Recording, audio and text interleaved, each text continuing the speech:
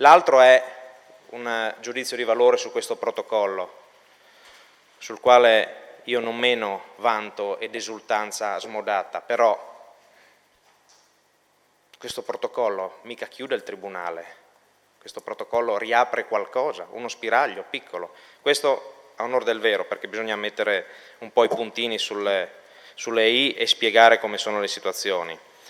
Ad ogni modo, consigliere Marconi, io ricordavo nella risposta alla sua interrogazione dello scorso 15 aprile, avente ad oggetto sempre al Tribunale, come la chiusura risalente al 30 settembre rappresentasse una ferita aperta per questa comunità. Tale ferita è tuttora aperta e porvi i punti di sutura è una roba difficile sul quale penso che chiunque, immagino, di noi voglia dare il proprio, perché insomma sul tema del Tribunale non oso pensare che non si abbia tutti la volontà nel passato, nel presente e nel futuro di mettere questi punti di sutura. Noi alcune cose le abbiamo fatte e continueremo a fare tutto il possibile. Alludo al lavoro fatto con l'ordine del giorno del 14 luglio, no? In Consiglio Comunale, la missione del Sindaco a Roma con gli appartenenti ai comitati dei 6 da salvare, la pressione istituzionale in tal senso, il costante impegno verso gli organi regionali e nazionali, l'appoggio al presidio di legalità che sarà inaugurato domani, il recente incontro col Ministro della Giustizia a Roma, sono figli appunto di un vigile, attivo impulso che cerchiamo di dare come amministrazione per l'attenuazione degli effetti di quella che è stata una chiusura. Il protocollo di intesa e collaborazione tra Ministero e Regione rappresenta prima di tutto una assoluta novità nel panorama nazionale.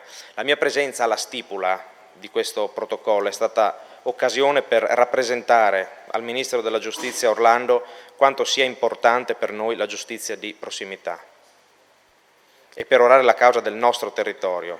È ancora una volta segno della volontà di ottenere il massimo in ogni singolo istante su questo tema. Tralasciando ogni suo accenno polemico all'agire della Presidente della Regione, non potendo rispondere io per lei, faccio notare una catena però logica che troppo spesso si tende a dimenticare. Il Tribunale è chiuso, lo è da quasi 2 anni. Dopo 2 anni e un importante lavoro si apre uno spiraglio, rappresentato dall'apertura dello sportello, una cosa che prima non c'era, adesso ci sarà. Quindi passiamo dal niente al qualcosa, un qualcosa da riempire di contenuti. Rigetto perciò con forza, giudicandolo irridente e irrispettoso del lavoro svolto, la rancorosa definizione di sportello di carità.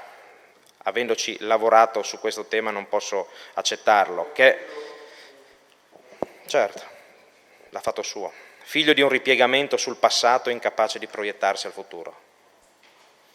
Un futuro che, fino alla firma del protocollo, prevedeva l'assenza di qualsiasi servizio o funzione legato al Tribunale. Invece l'obiettivo di questo sportello è ridurre per i cittadini di Tolmezzo e della Carnia l'impatto provocato dalla soppressione del Tribunale e del suo accorpamento a Udine. Con l'accordo firmato la Regione metterà a disposizione proprio personale, e sarà così aperto uno sportello di prossimità che non solo fornirà informazioni ma permetterà di acquisire e trasmettere documenti. Gli utenti potranno direttamente da Tolmezzo presentare e depositare atti giudiziari, verificare lo stato dei procedimenti pendenti al Tribunale e alla Procura di Udine. La parola esplicita resa, una resa, la rimando al mittente ritenendola inaccoglibile, perché penso che ogni singola azione che ho fatto e che abbiamo fatto, e continuo a dirlo, mi auguro, nella collettività, vada contro il termine resa. Non mi arrenderò mai nella difesa del nostro comune, del nostro territorio, delle funzioni che qui si esercitano o di servizi che si erogano. Così come non mi arrenderò mai nel contrastare chi, come lei in questa interrogazione, non vuole cogliere il positivo, ma si impantana nella critica legittima. La chiusura del Tribunale aveva intaccato pesantemente, sappiamo, la fiducia nostra di tutti verso lo Stato che è incapace di, e l'ho ricordato in qualsiasi sede, tenere fede al patto tra gentiluomini, ai noi non scritto, come ha ricordato anche più volte chi mi ha preceduto su questo banco, un accordo che prevedeva l'esistenza, la prosecuzione dell'esistenza del Tribunale in ragione del fatto che noi qui abbiamo il carcere. Adesso, dopo una serie di perdite, si è invertita, seppur di poco, questa tendenza ed è per me un segnale di fiducia. Questo protocollo è infatti un atto concreto. C'è un passaggio all'interno dello stesso, in premessa, che cita, tra virgolette, la riduzione dell'impatto generato dalla soppressione del Tribunale di Tolmezzo, cioè il Ministero per la prima volta riconosce che c'è stato un impatto in questa chiusura. Ciò ammette quanto sosteniamo, sostenete, sosterremo che la chiusura del Tribunale ha creato effetti negativi a livello economico, non solo a livello di servizio della giustizia.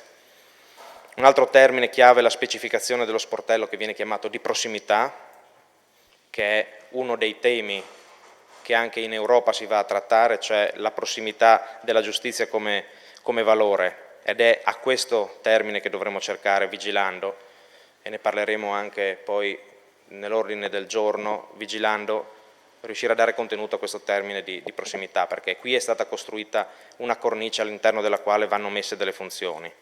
Infine, la firma di questo protocollo è quindi un fatto positivo a 2 anni dalla chiusura del Tribunale a favore del territorio. L'augurio è quindi che la cornice giuridica di questo atto si riempia nel tempo di contenuti.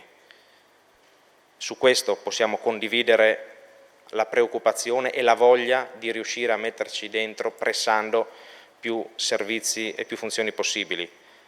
I contenuti, a partire da quelli previsti puntualmente come strumento di accesso ai servizi giudiziari, come luogo dove depositare atti e documenti relativi alla volontaria giurisdizione e in futuro, speriamo, estensibile, perché ne è prevista la possibilità, ad altre materie di concerto con Tribunale e Procura di Udine.